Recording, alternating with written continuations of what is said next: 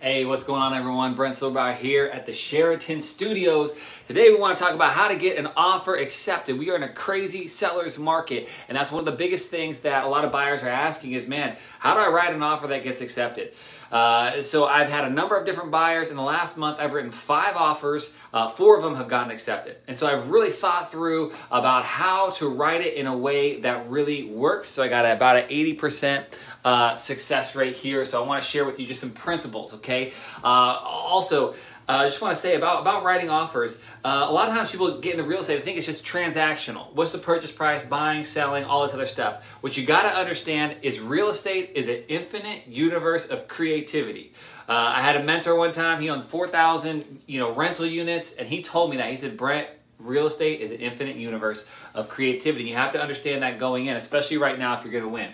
Okay, so let's get into it right here. Good decisions come from good information. All right, you got to have good information. First off, you got to understand, the neighborhoods that you're going into, what's been selling lately, what's been the historical data, okay? So you want to study these areas that you're looking at, okay? So just so you have an understanding going in.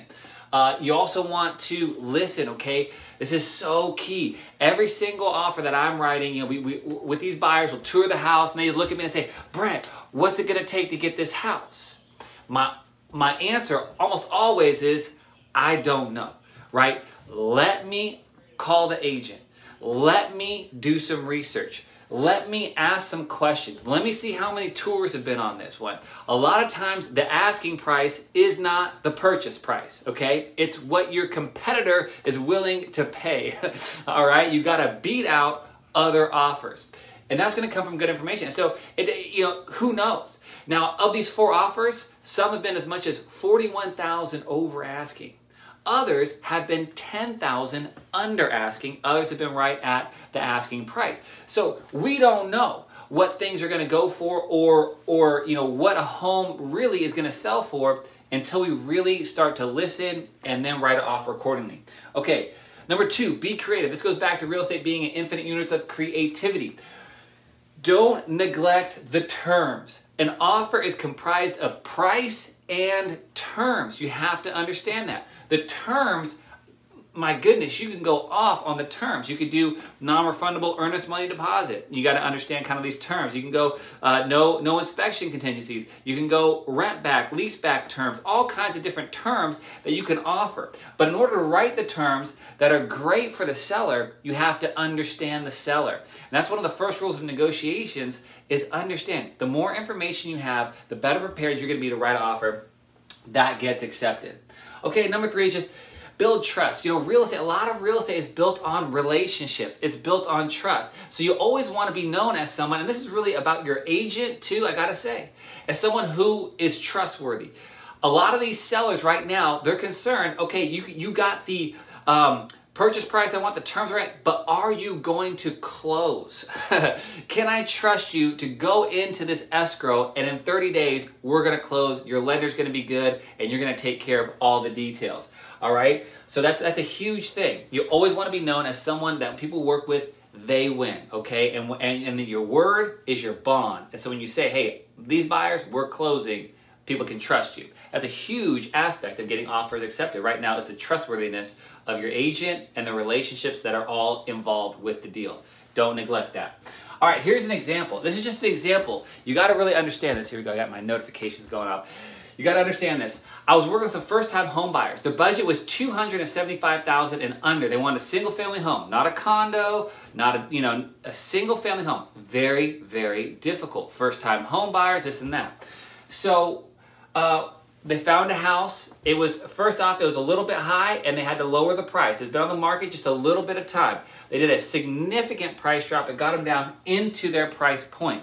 We took a tour of it. Now, here's the deal. These guys are handy. They're kind of fixer-uppers. During the tour, we start doing investigations because one of the things that I understand about this house is it had fallen out of escrow a couple of times. And the reason it fell out of escrow is because of the inspections. Now, when you submit an offer, it goes into escrow. And the first 17 days, generally, there's an inspection period. This is where you do a roof inspection or a whole house inspection, a pest inspection. And sometimes it comes back the roof is bad, and people will ask you, hey, I want you as a seller, your roof is bad, I want you to lower the price $10,000, say $15,000. That can blow up the deal. It's a secondary negotiation. And what had happened with this house is it had been in escrow and something had happened in which it had fallen out. This guy wants to leave the country, there's a time frame, I understand all this. So what we did with this buyer, he was so great, he was so hungry. This guy, we're looking through the house, I call the agent, hey, can we really do our inspection right now? My buyer crawls. we're doing the tour, this is just the tour. He crawls under the house, looks at the foundation, looks at the frame. You know, we go back for a second tour. I say, hey, can we bring his dad who's a handyman and his dad who's a friend who's a contractor? Where this is just in the tour. This isn't an inspection period, this is a tour. The reason is because we want to write a term with no inspection contingency, and we want to feel good about that. So they climb in the attic. He says, sure, go ahead. When we go to write the offer, there's another competitor. They write the offer at asking, $275. We write an offer, $265. We are under $10,000. However, our terms are no inspection. We assume the roof is bad.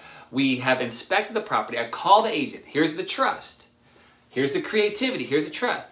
These guys want this house. We've crawled under the house. I mean, we've gone in the attic. We are not going to ask you for anything. If you accept our offer, you know, you can be assured that unless the appraisal's bad or the loan or something like that, but we're going to close. We're going to get this done. That's a term that's very important to them. So a lot of times a bird in the hand is better than two in the bush. With this other offer, they had the inspection contingency. They could have come back and talked them down on repairs and that kind of thing. They didn't know. They ended up accepting our offer. Although our purchase price was $10,000 less than the competition, because of our terms, because of the trust, because of the creativity, because we listened and understood the situation the sellers are in, we were able to custom write that offer to get accepted at an under asking price. All right? In this market, as a buyer, that's what you want. That's a huge win.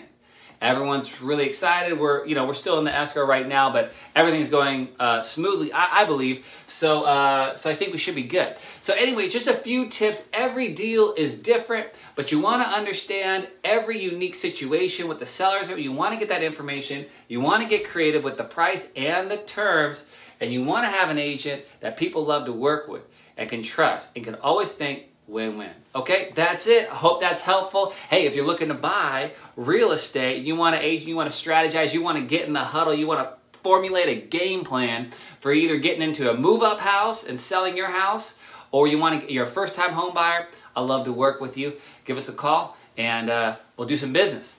Thanks.